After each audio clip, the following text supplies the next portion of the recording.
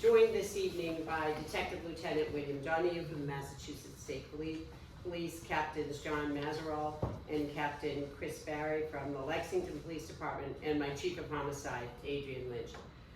I wanted to stress at the beginning that we are in the very early stages of this investigation. There is some information that we do not know yet, and some we are not prepared to release at this point, but I do want to provide some preliminary information about the fatal officer-involved shooting that occurred this afternoon in Lexington.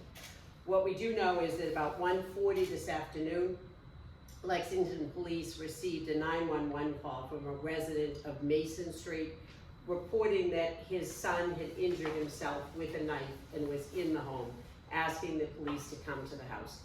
Lexington Police arrived on the scene first.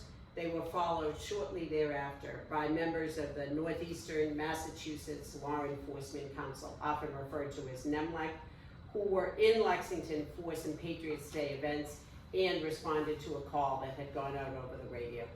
When the police first arrived, they escorted 2 residents of the home from that house, leaving the 3rd resident, a 26-year-old male, inside the home alone.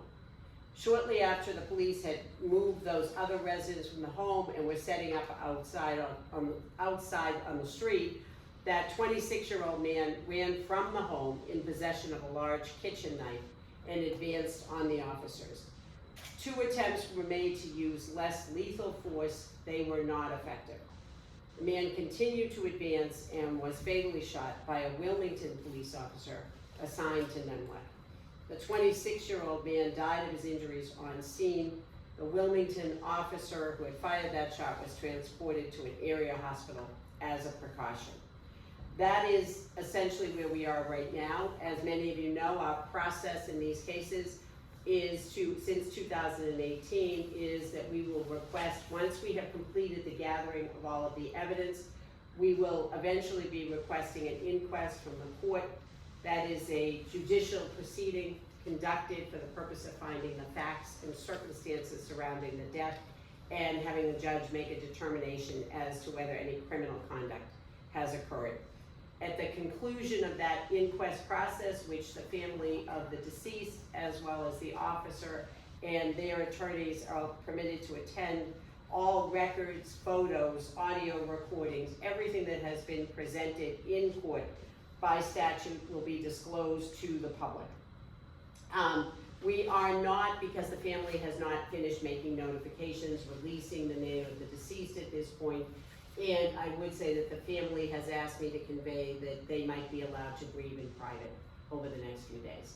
So I'm happy to take a few questions with those limitations of how early we are in the investigation. You mentioned the Wilmington officer was transported. Was that officer cut by the knife, or were those injuries sustained in a different way? I believe he was taken as a precaution. I believe he either has been or will shortly be released from the hospital.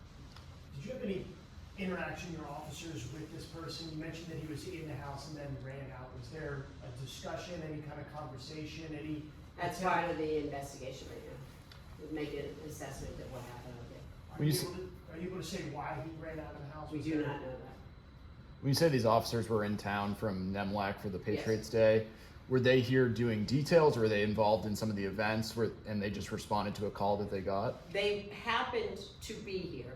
They would have been called in any event because the situation was somebody who was armed, barricaded inside a house. That would be protocol, so a call would have been made.